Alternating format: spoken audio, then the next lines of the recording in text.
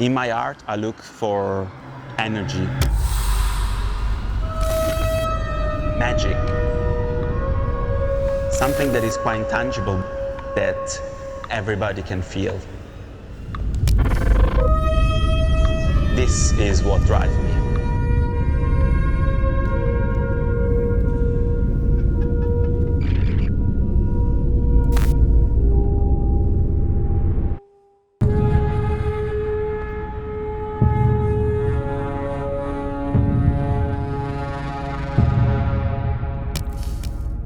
Society feels sometimes quite regimented for gender, for clothing.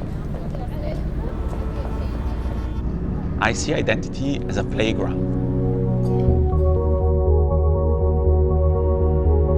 My objective is to open doors and to present something that is genderless, that doesn't relate with this idea of binary, but proposes an alternative.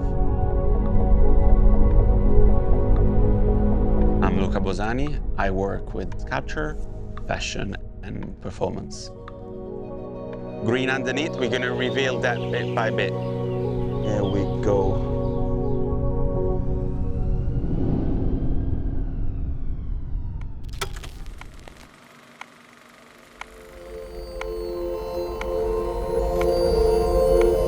I grew up in a small town in the north of Italy of about 6,000 people.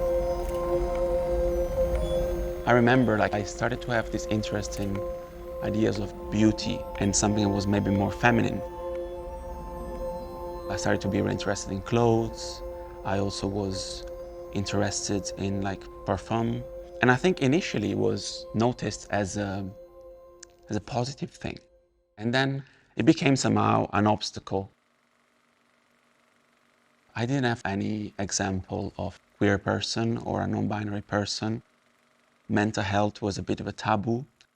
It hasn't been easy as a gender non-conforming person.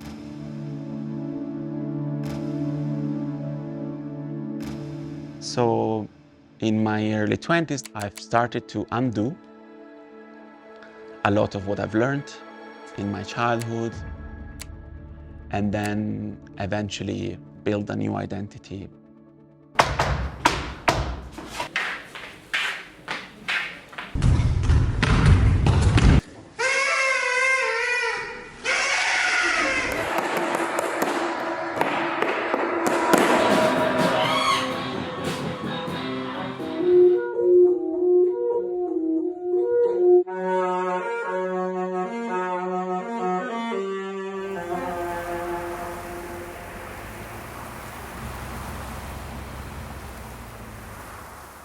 As I approach the medium of fashion and the medium of art in a quite fluid and open-ended way, equally I approach gender in a fluid and welcoming and inclusive and diverse way.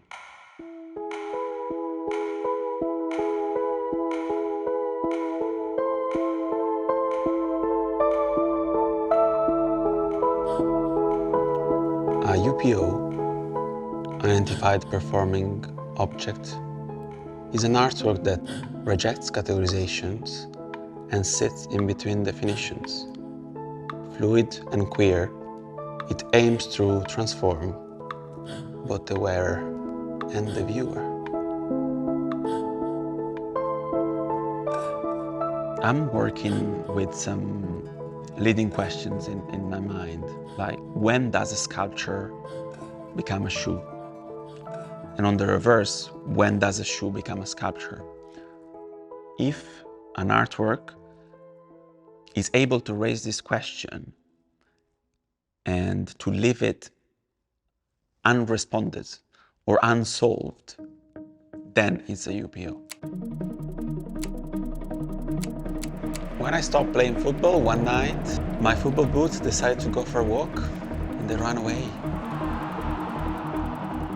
They became for me an opportunity to express creativity freely, that can be looked at and make you imagine. They have a double life.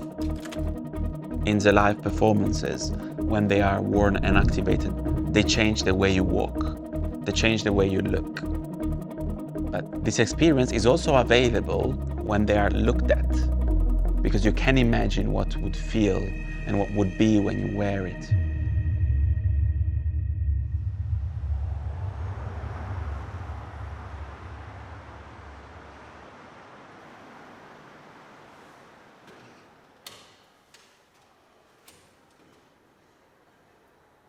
I think being in the studio making probably is the ultimate performance for me.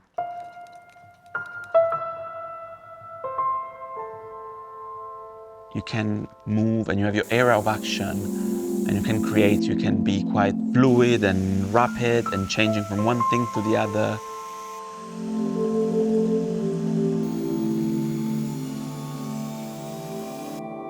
It's really liberating for me, creating, and also quite a bodily experience.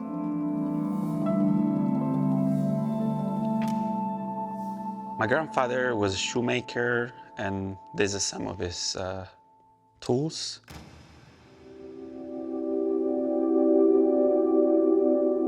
I've been learning the same techniques he was using, and I applied that on a more experimental model I created. It's an honor and a privilege to be able to explore these techniques and to connect with my grandfather and with my family.